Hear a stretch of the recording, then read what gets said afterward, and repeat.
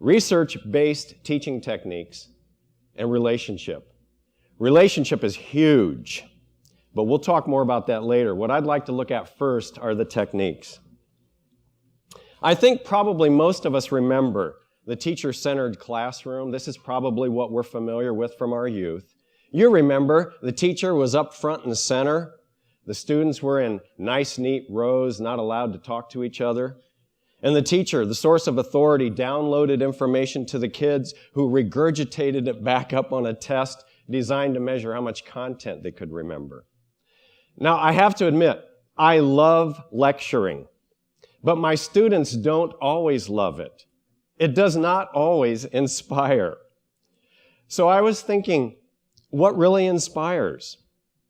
Years ago, I was doing lunch duty at school, standing in the lunchroom, being visible, watching kids go through the cafeteria line.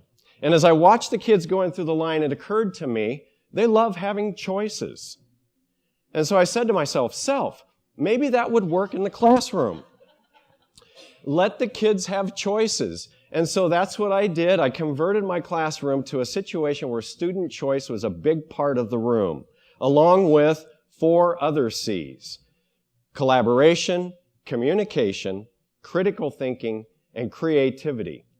Actually, over 10 years ago, the National Education Association identified those last 4 C's on the list as essential 21st century skills that kids should learn, and I agree wholeheartedly. I've added choice to the top of the list, not as a skill for kids to learn, but rather as a characteristic of the classroom. By choice, I mean a situation where many learning activities are available to students, designed to meet the many diverse learning styles that they have. And the kids love it as much as they love choices in the cafeteria. Now, I think we're made for learning this way. Imagine our early hominid ancestors out looking for food. Don't you know that finding and tracking that woolly mammoth required critical thinking and problem solving? It definitely required collaboration, teamwork. I mean, you wouldn't want to do this by yourself. No way. And collaboration required communication. And then I imagine those people sitting around the campfire at night, reliving the adventures of the day's hunt. They must have had smiles on their faces when they were retelling the story of the hunt. And I know they smiled when they put those cave paintings up on the wall, because creativity is a uniquely human, pleasurable, satisfying activity. So I believe our brains are wired for the 5 C's. And since they're wired for the 5 C's, that authentic learning will happen when kids are allowed to engage in the 5 C's. And not just learning, but I think kids will enjoy a classroom set up like this and even be inspired in this way. Now, this requires a classroom set up based on the 5 C's requires a shift from a teacher-centered classroom to a student-centered classroom. And this requires the teacher to remove him or herself from front and center, becoming more of a guide on the side rather than a sage on the stage. But this opens up opportunities to not merely teach, but to coach, to mentor, to nurture, and inspire.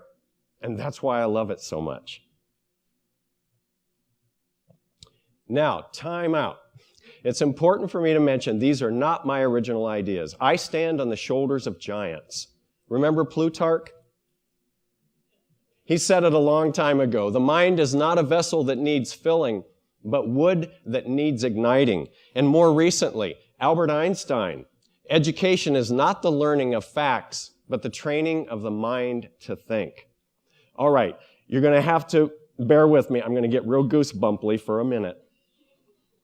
One of the absolute most exciting moments of my life, my professional life, was meeting Albert Einstein just a few years ago.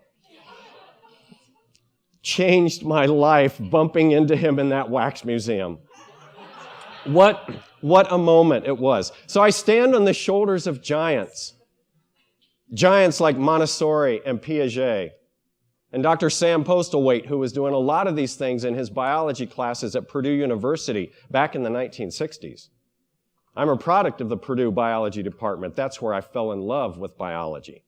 I stand on the shoulders of giants like Tom Watts and Steve Randack, who were doing this back in the 1970s in their high school biology classes. I stand on the shoulders of many giants called elementary school teachers and special ed teachers.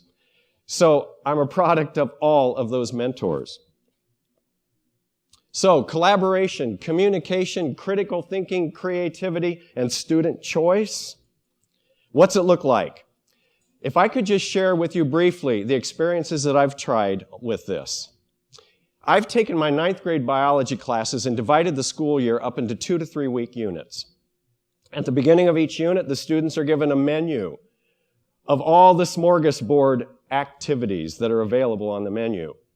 Now, this has been challenging because I've had to write all of these activities so that no matter what combination of activities a student chooses to do based on their learning styles, and no matter what order they choose to do them in, they'll still achieve the required objectives for the unit. It's been fun. It's been a challenge. But the kids love it. They love having the choice. And there are many times when they forget that I'm even in the room, and that's okay. One of the things that is not required, there are 2 activities normally in every unit that are not required. One is the test at the end of the unit, and the other one is the computer tutorial. I've taken several summers and written these self-paced, interactive computer tutorials that the kids work through. They're designed to take the place of the stuff that I used to lecture on. Kids have told me in private, Mr. Rule, we like the tutorials better than your lectures. And that's okay. That's perfectly okay because it's all about them. And so if you came to visit my class on a typical day, you would see some kids working through the computer tutorials. You would very likely see some kids working on some website activities online. It's very possible you would see some kids in a corner of the room with headphones on watching a video related to the unit, writing out answers to questions that accompany the video. I'm sure would see students doing laboratory activities. You would probably notice some kids tending to their ongoing science fair projects. And I know for sure you would probably find a group of kids off in another corner around an educational game designed to teach them about some biological concept related to the unit. And you would likely see some kids doing some hands-on, minds-on simulations, learning about some other biological phenomena. I know you would see some kids off in a corner filling out what are called reflection sheets that are designed to get them to think about their learning, self-evaluate their efforts, take past knowledge and connect it to new knowledge. And there's one other activity on the menu that a lot of kids really enjoy. It's called arts and entertainment. It's on the menu in every unit. And this is where the students take any concept they've learned in the unit and at home develop some kind of a project presentation and then present it to the rest of the class on the last day of the unit. Arts and entertainment. Has to be non-traditional. It's only limited by their imagination. So they can come in and perform a song, a skit, present a movie, present a model that they've built, poetry, any non-traditional way of demonstrating their knowledge of something they've learned in the unit. For example, these 2 young ladies in our biochemistry unit took it upon themselves to build a model of a chlorophyll molecule using gumdrops to represent the atoms. These 2 young ladies, they're sisters. They happen to decide to demonstrate in a very creative way the fact that they each inherited half of their genes from mom and half of their genes from dad. Gotta love them.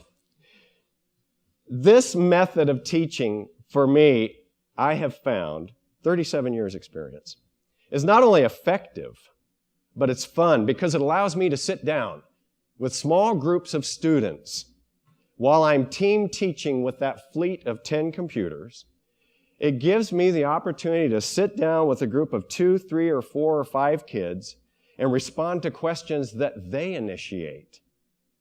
It allows me the opportunity to listen to their thinking. And teachers, when you do this, if you do this, the whole situation creates somewhat of a teacher paradox. Because by removing yourself from front and center, you seem to become less important. But paradoxically, in reality, you become more important. Because when working as a guide on the side, you're freed up to use the most powerful teaching techniques I have ever run across in 37 years. They're as old as the hills. It doesn't matter what techniques are used, these two always work. I'm talking about 2 loves. First, the teacher's love for the subject and passion for the subject. And secondly, the teacher's genuine love for the kids. First, let's talk about the passion. You know what I remember about 3rd grade? I remember Jenny on the bus. I'm not kidding. 3rd grade.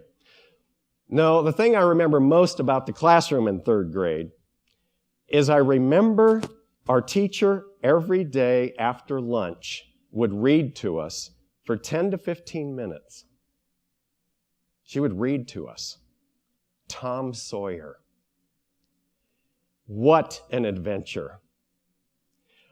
Oh, we had black and white TV, we had cartoons on TV, but this was different. It was obvious to us that Miss Hershey loved reading and she was passionate about reading to us.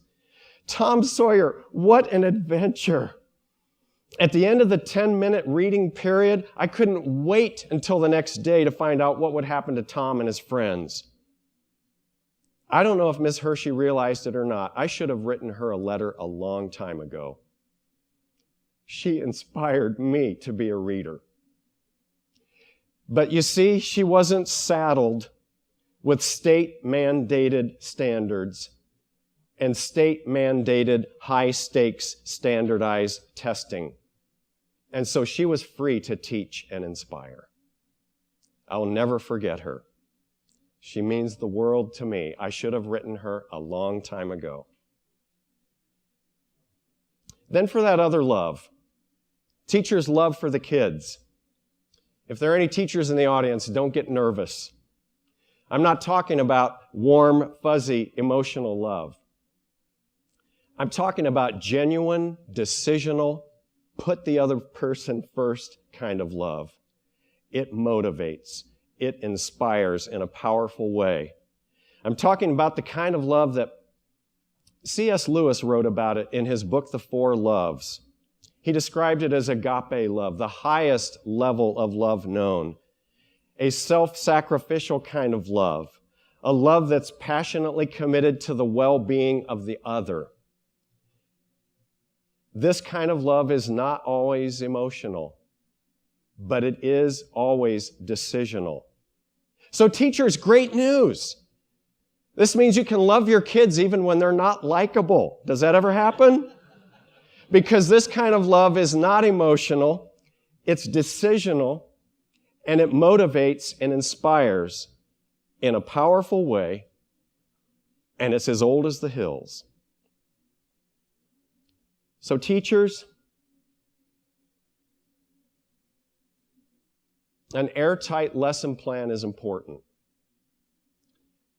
A well-organized, consistent discipline plan is important. Effective use of technology is important. The standards are important, but please don't let them stifle your creativity. All these things are important. But what the kids are going to remember most of all is you. Don't forget that 6th C, caring. That is the most effective, most powerful, most inspiring way of teaching, getting their attention, motivating them, inspiring them. What they're going to remember most is that you look them in the eye and ask them about their extracurricular activities and their part-time jobs. What they're going to remember most is that you just asked them in the hall how they were doing. What they're going to remember most is that you worked really hard in the first couple weeks of school to learn their names in the first couple days. What they're going to remember most is that you went to their athletic events and their concerts. What they're going to remember most is that you led the class in loud, off-key choruses of happy birthday. What they're going to remember most is that when they made the newspaper, you put their newspaper clippings up on the wall in the classroom, and you told them to autograph them. And you told them to do that so that someday when their autographs were worth lots of money, it would fund your retirement. What they're going to remember is that you were transparent and that you were real and that you had the ability to laugh at yourself and laugh with them.